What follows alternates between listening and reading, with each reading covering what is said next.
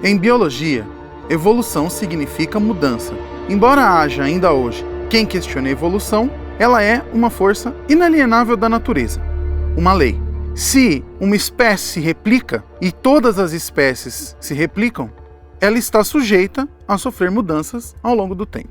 Grandes mudanças em organismos muito complexos são difíceis de serem observadas porque precisam de uma escala de tempo imensa para acontecerem.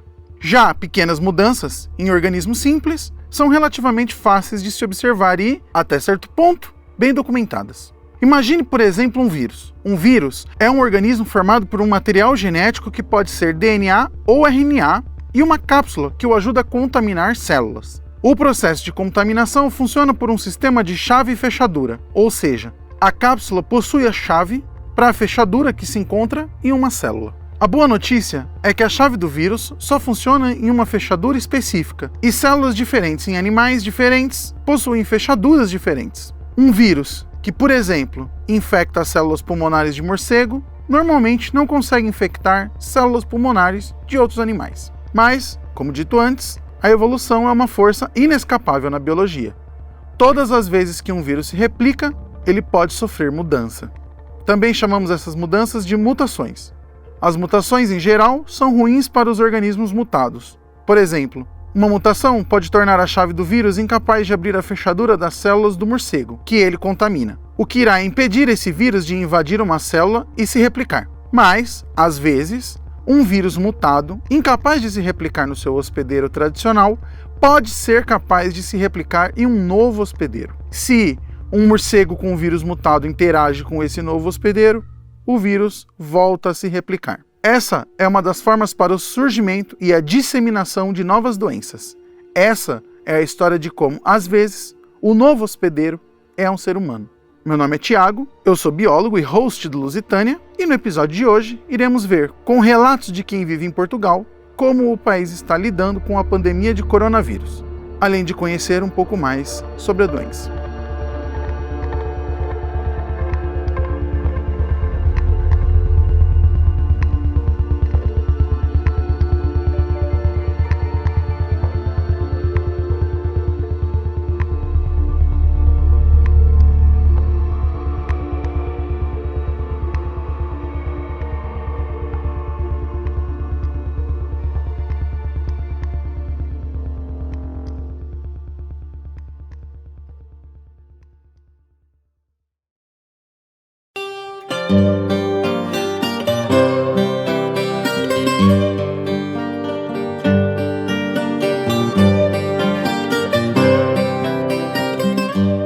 E aí, ouvintes do Lusitânia, tudo bem com vocês? Queria aproveitar o período de transição entre a introdução e o desenvolvimento do tema para dar uma palavrinha rápida com vocês. E não, eu não vou pedir dinheiro. O Lusitânia é um projeto feito de coração por mim e pela minha esposa em nosso tempo livre. Não temos nenhum tipo de financiamento ou meios de financiar uma produção mais profissional.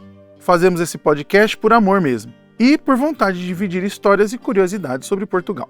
Nosso desejo é de expandir a produção, profissionalizar quando possível. Por isso, mais do que dinheiro, o que a gente precisa agora é crescer nossa comunidade. Se você ouve o Lusitânia regularmente e gosta do que a gente vem oferecendo, indica a gente para um amigo. Podcast é algo que precisa ser ensinado para as pessoas. Dá essa ajudinha para alguém mostrando o Lusitânia.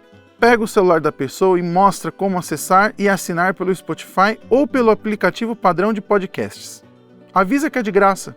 Hoje, essa é a melhor maneira de nos ajudar, compartilhando nossos episódios, indicando a gente para os amigos, avaliando o Lusitânia na sua plataforma de podcasts. Se você é uma marca, você também pode patrocinar um episódio ou anunciar aqui com a gente. Atualmente, temos um público modesto, mas bastante fiel. Obrigado por tudo, pessoal. Beijinhos grandes e fiquem com o episódio.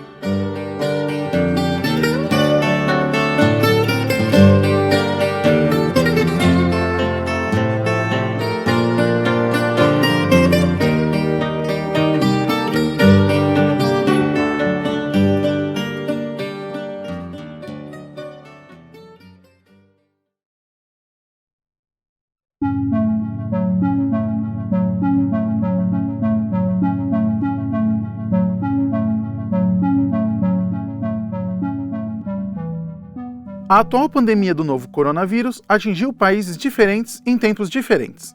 Aparentemente, sua origem foi em Wuhan, na China. Depois foi se espalhando e chegando nos países da Europa. Já sabemos que entre os países europeus, Itália e Espanha são atualmente os maiores afetados. Assim que as medidas de contingenciamento começaram, comecei a buscar informações sobre como Portugal estava lidando com a crise. Entrei em contato com 2 pessoas que conheço e que moram por lá atualmente para fazer algumas perguntas a respeito da situação.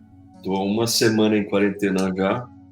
Eu fui do Paquistão no sábado passado, então acabei me colocando em quarentena eu mesmo, uma self-quarantine, como o pessoal diz, porque no Paquistão é área de risco também, né? O pessoal andar, enfim, eu peguei o voo de lá até o Catar, do Catar para cá, então acabei me expondo bastante nos voos e prefiro ficar aqui em quarentena. Esse é o Mike. O Mike é um viajante por natureza. Se você perguntar, ele diz que mora em Lisboa, mas a verdade é que o Mike mora no mundo todo. Quando a crise do corona começou, o Mike estava viajando. Tava viajando já, e aí a situação foi se deteriorando, começou a ficar cada vez mais sério. Na China já estava muito sério, só que a gente imaginava que fosse ficar uma coisa mais restrita mesmo na China, né? Enfim, já tinha sinais na Coreia e tal. E quando eu estava viajando, aliás, com um amigo italiano, a situação começou a se deteriorar. Então, eu tinha que fazer os check-ins dos voos nos hotéis, porque o meu amigo italiano tinha passaporte italiano e já tinha, inclusive, preconceito. Era uma situação estranha, assim, o pessoal olhava o passaporte dele e dizia: "Ah, mas você chegou da Itália agora?" Então, imagina como muda a cabeça das pessoas e como alguns preconceitos, nacionalismo, xenofobia, isso acaba surgindo por causa disso, né? Oficialmente, é difícil de saber como a crise do coronavírus começou de fato. Os coronavírus, na verdade, são uma família de vírus, sendo o SARS-CoV-1 o primeiro a afetar de forma grave o ser humano em 2003, na epidemia de SARS, que afetou a China. O SARS-CoV-1 tem provável origem em um pequeno mamífero, a civeta. As civetas são carnívoras, mas na natureza também podem se alimentar da fruta do café. É uma tradição em alguns países asiáticos buscar pelas fezes das civetas contendo grãos de café. Alguns acreditam que o sistema digestivo altera as propriedades da semente e produz um café mais saboroso. Quando a epidemia de SARS atingiu a China, uma das primeiras pessoas afetadas trabalhava em um restaurante que servia carne de civeta. Análise nos animais enjaulados no restaurante encontraram traços de anticorpos ao SARS-CoV-1. Supostamente, o vírus passou das civetas para os seres humanos por causa da nossa relação de proximidade. A epidemia de SARS atingiu aproximadamente 8.000 pessoas e matou 800. Desde 2004, não se tem um caso novo de SARS. Já o novo coronavírus, ou SARS-CoV-2, tem ainda uma história misteriosa. Não se sabe ainda como ele chegou ao ser humano. Muitos culpados foram eleitos, como morcegos, cobras e o pangolim. Não há, até a data da publicação desse podcast, consenso sobre sua origem. Sabemos apenas que a cidade de Wuhan, na China, foi a primeira a apresentar o surto epidêmico que acabou originando a crise atual. Também não sabíamos, a princípio, quão grave o Covid-19 poderia ser. As primeiras impressões eram tipo, uma gripezinha, então não é pra ter pânico. Então era o que eles estavam querendo que a gente achasse, né? Então eu também estava bem tranquila. Só depois agora que começou a ficar mais feio, daí um pouquinho mais de medo, né? Essa é a Maria. Ela foi aluna minha no ensino médio até se mudar com a família para Portugal. Ela tinha uma gripe, dá um pouco mais problemas respiratórios, mas sem pânico e fiquem tranquilos, né?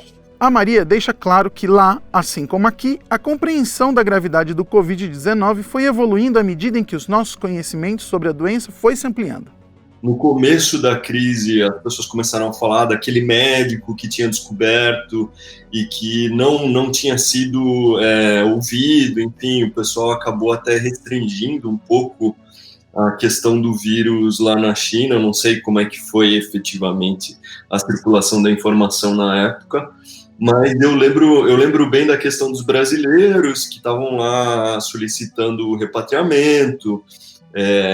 A União Europeia, aliás, mandou um avião aqui de Portugal para trazer franceses, espanhóis, portugueses e tal, e acabaram trazendo até uma brasileira também de carona para aqui, para Portugal, no avião. Eu, desde o começo, entendi que era sério, mas a minha percepção que era errada também, e a gente acaba mudando, acaba tendo mais informação científica dos pesquisadores que a gente tem que valorizar. Eu imaginava na época que a solução seria a gente isola todos os idosos, os imunodeprimidos e pronto. Imaginava eu que essa fosse uma solução, que não era necessário parar o mundo para isso. E aos poucos a gente vai juntando informação, lendo e vendo que quanto mais o vírus circula entre as pessoas, mais possíveis mutações ele pode ter e pior, mais agressivo ele pode ficar. Então eu comecei a pensar, não é só a história também de proteger os idosos e não é só a história de diminuir aquela curvatura, o pico do vírus, né? Não é só aquele gráfico lá de estender, beleza, a gente vai distribuir no tempo para se adaptar à capacidade hospitalar. Um dos grandes problemas do Covid-19 é a sua incrível capacidade de contaminação. Ele se espalha por gotículas na saliva, vindas de uma pessoa contaminada. Quando a gotícula cai em uma superfície, sobrevive ali por período que pode variar entre 4 horas, caso a superfície seja feita de cobre, a 72 horas em superfícies de plástico. Tocar a superfície contaminada e levar a mão ao rosto é o suficiente para que o vírus entre pelo sistema respiratório e passe a parasitar as células pulmonares. É verdade que os idosos e pessoas imunodeprimidas possuem uma chance menor de sobrevivência quando contaminados pelo Covid-19. No entanto, é mentira que para jovens ou pessoas com históricos de atleta, a doença seja apenas uma gripinha, um resfriadinho. O Covid-19 é potencialmente fatal para qualquer um. Além disso, ainda não sabemos os efeitos que a doença pode causar ao longo prazo. Alguns artigos recentes sugerem que o dano pulmonar causado pode ser permanente. Comparado ao SARS de 2003, o novo coronavírus tem uma letalidade menor, mas sua capacidade de contaminação é muito maior, o que aumenta o número de pessoas infectadas e, por consequência, o número de pessoas que morrem. Uma vez que a pessoa é infectada, o vírus pode ficar em estágio incubatório, isto é, sem causar sintomas, por entre 7 e 10 dias. Mesmo durante esse período, a pessoa contaminada pode transmitir a doença. É essa característica que torna o SARS-CoV-2 tão competente em se espalhar. Uma pessoa doente vai ao hospital e pode ser rapidamente isolada, mas uma pessoa que ainda não apresenta sintomas anda livremente entre quem está saudável, espalhando o Covid-19. É essa a importância de se fazer uma quarentena absoluta. Afastar as pessoas e diminuir a circulação diminui as possibilidades de infecção do vírus. Uma das medidas necessárias, e tomadas tanto no Brasil quanto em Portugal, foi a suspensão das aulas.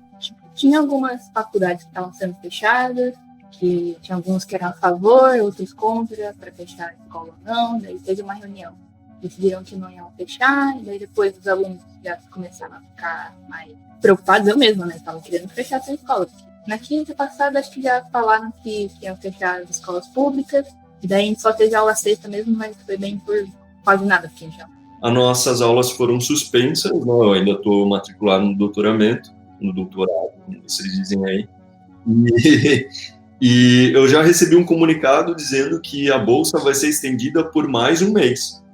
Ou seja, quem tem bolsa agora, aberta ainda nesse mês de março, todos vão ter o contrato estendido por mais um mês, porque já se sabe que pelo menos um mês, né, já está perdido, no mínimo, né? Suspender as aulas ajuda muito, já que crianças e jovens sofrem menos com a doença. Mas são grandes vetores justamente por terem uma vida muito ativa e por terem muito contato com pessoas mais idosas.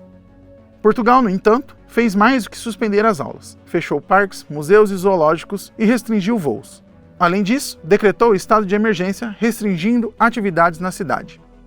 Então, a cidade tá estranha, porque o estado de emergência aqui, ele juridicamente, o status dele é como um guarda-chuva. Ele permite que o governo tome medidas. E as medidas podem ser tomadas de forma gradativa.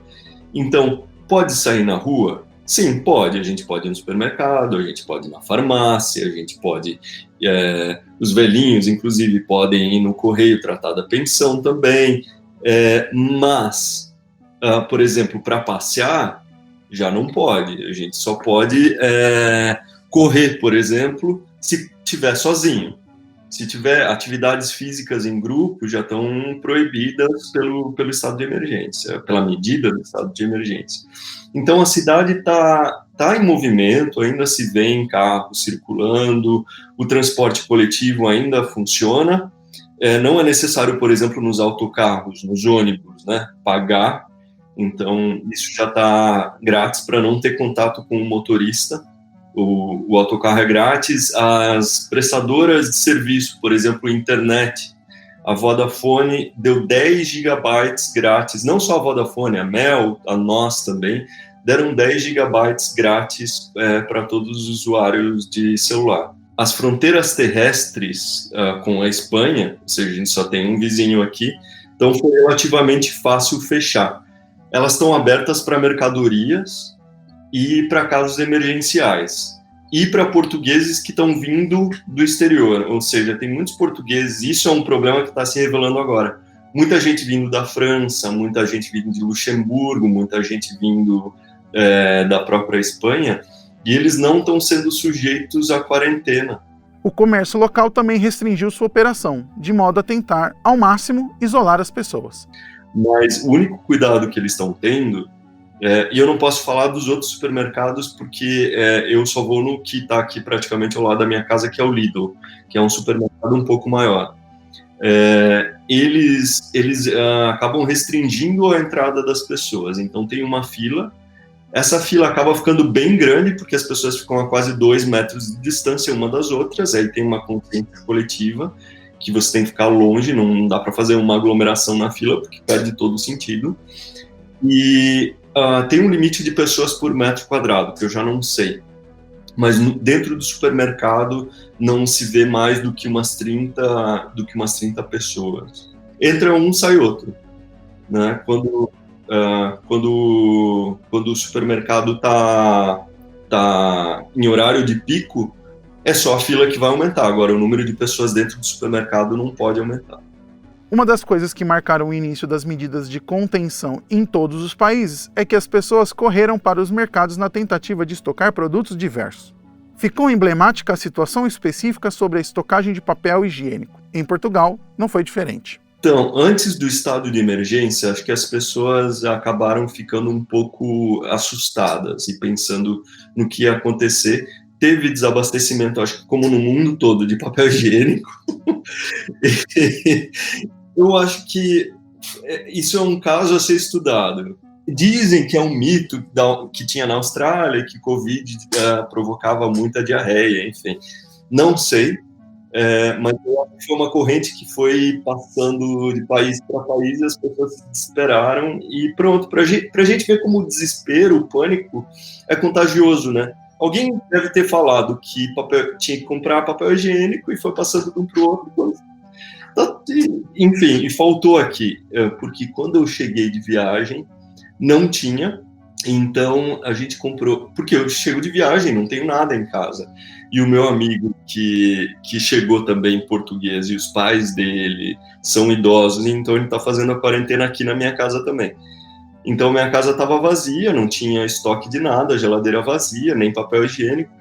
E eu falei, bem, então a gente compra papel toalha, corta e pronto, e vira papel higiênico, né? Não tem problema. Mas um dia depois que eu fui comprar o papel toalha, já tinha papel higiênico. Então tem desabastecimento sim, faltam algumas coisas, mas não é assim, no outro dia vem. Então não é nada crítico. Acho que as pessoas têm consciência também de que não tem que estocar nada e que não vai parar. O fornecimento dos supermercados não vai parar. O Mike tem razão. O fenômeno é chamado de compras de pânico. Em situação, como pandemias ou desastres naturais, é comum que um sentimento de ausência de controle se manifeste. O estresse causado pela falta de controle faz com que muitas pessoas busquem realizar ações que, ainda que só psicologicamente, restabeleçam parte da segurança de se estar no controle de algo. Com frequência, isso se traduz em comprar produtos essenciais em grande quantidade. O problema é que o sentimento é contagioso. Outras pessoas que inicialmente não pensaram em ser preciso estocar produtos acabam observando a compra compulsiva dos outros, além de serem atingidas por reportagens com imagens de prateleiras vazias. Daí entra em ação um senso de autopreservação e pertencimento, o que acaba induzindo outros ao mesmo comportamento irracional de comprar em pânico. Em situações como essa, tentar racionalizar é pouco eficiente. Por exemplo, diarreia foi relatada por uma parcela minúscula de pessoas contaminadas pelo Covid-19, mas faz total sentido supor que esse tipo de relato esteja na gênese da busca descontrolada por rolos de papel higiênico.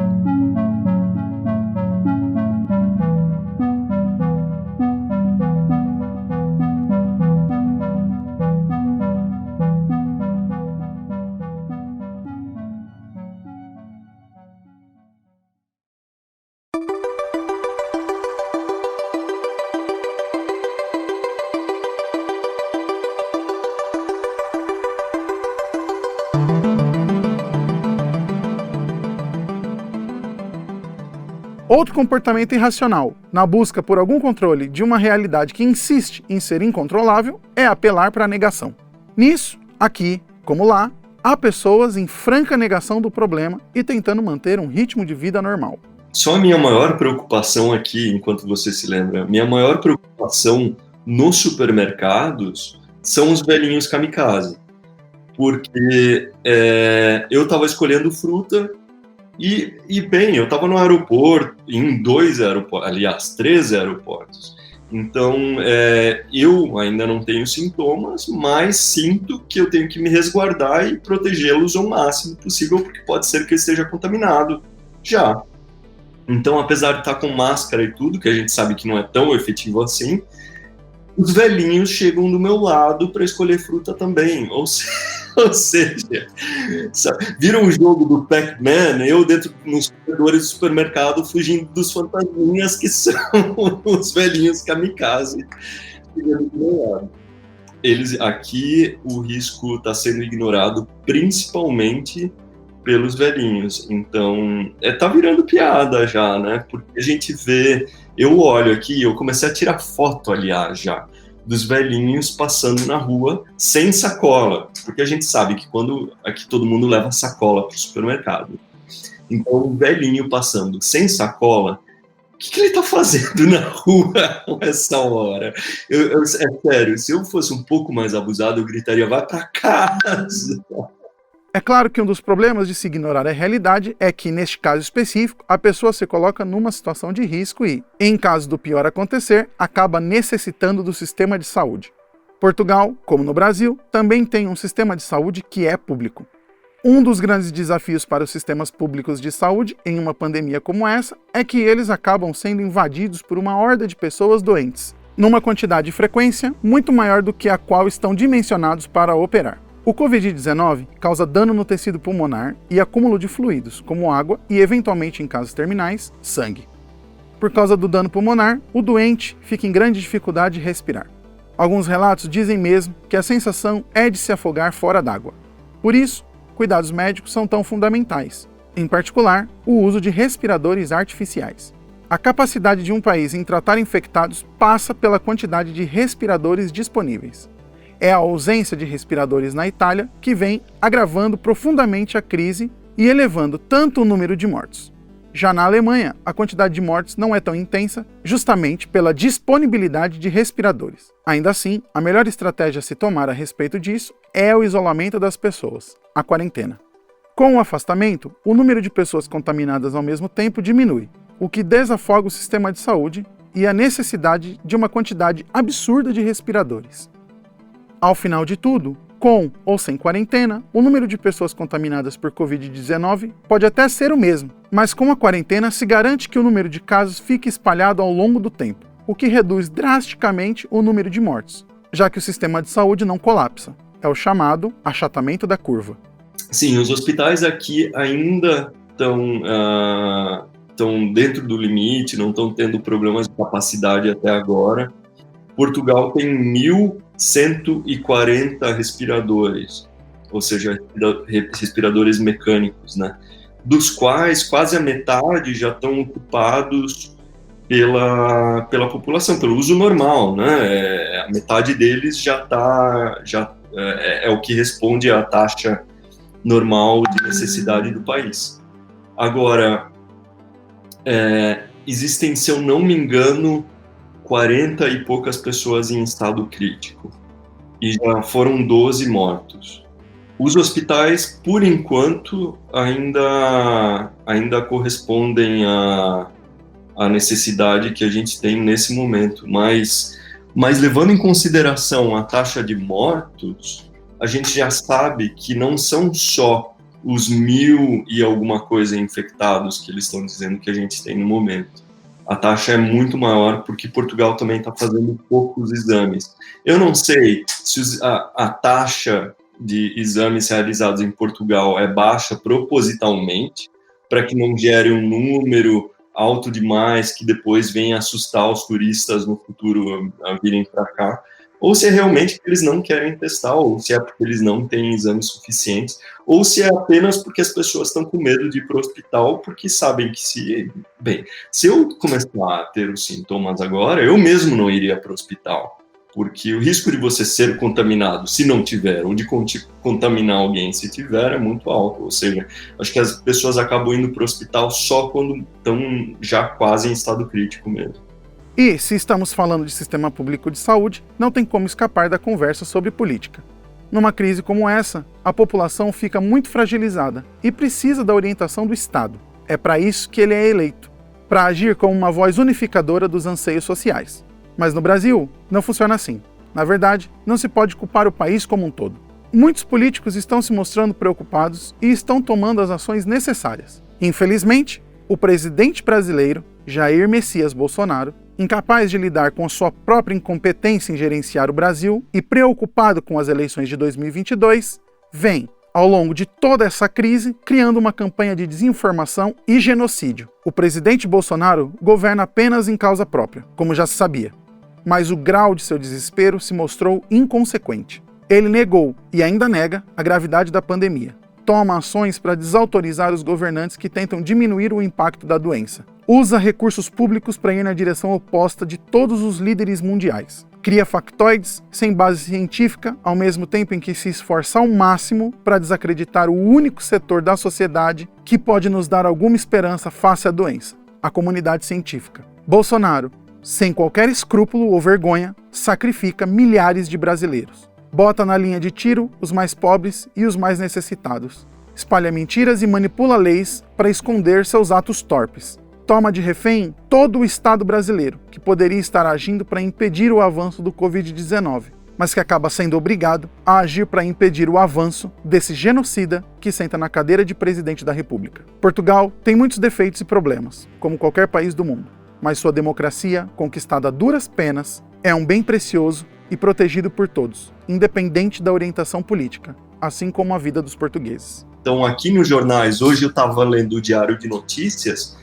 e uma manchete da capa era sobre a posição do Bolsonaro em relação ao Brasil, dizendo que as igrejas, os cultos, as igrejas vão ficar abertas, enfim. E isso gera uma sensação aqui para os portugueses de o que é isso? Como assim?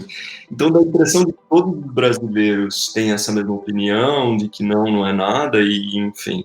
E aqui as igrejas já estão fechadas, né, há uma semana. Então, eu acho que falta também coordenação interna. A minha sensação no Brasil é que falta coordenação entre o governo e os estados, falta coordenação entre os ministérios, que a gente vê que acontece aqui. Aqui todos eles se conversam e acabam convergindo para um ideal só. No Brasil, me assusta que eles cortem 150, 160 mil Bolsas Família, enquanto o governo português está fazendo exatamente o contrário, está dizendo, olha, a gente vai dar esse auxílio, aquele auxílio, e vocês vão poder pagar os impostos daqui a não sei quanto tempo. A própria União Europeia está abrindo mão do teto orçamentário em relação ao PIB, está dizendo, olha, vocês gastem o quanto for preciso, e o Brasil ainda parece que não caiu na real entre todos os ministérios de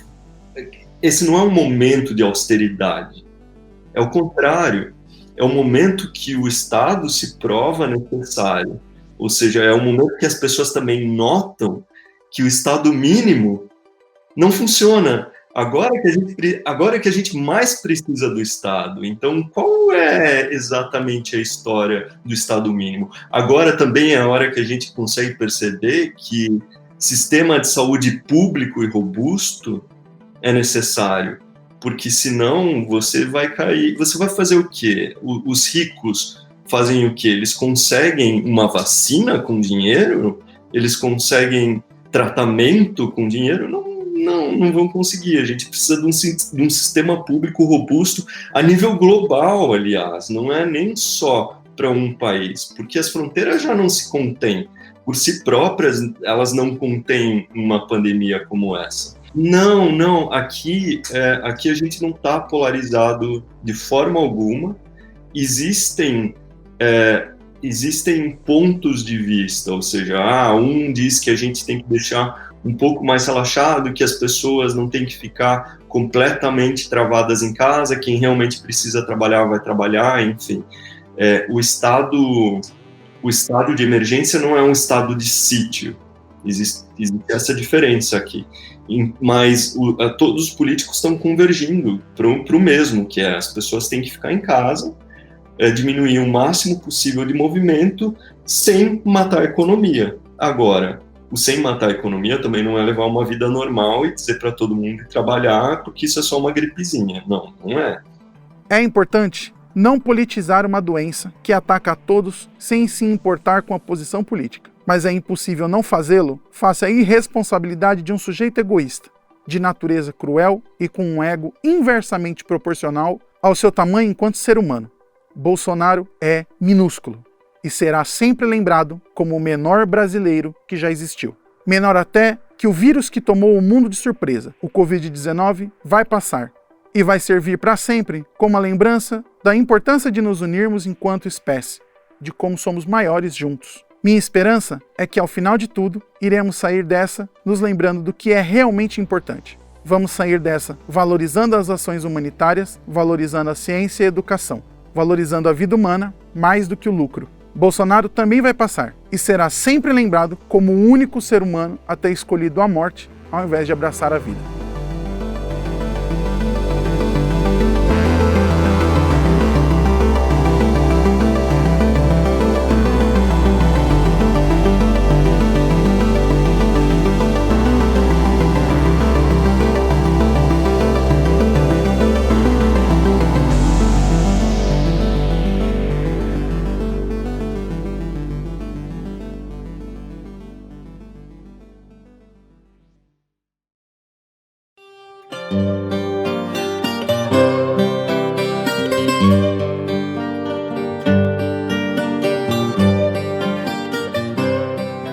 Espero que estejam todos seguros, que continuem dentro de casa enquanto tudo isso passa.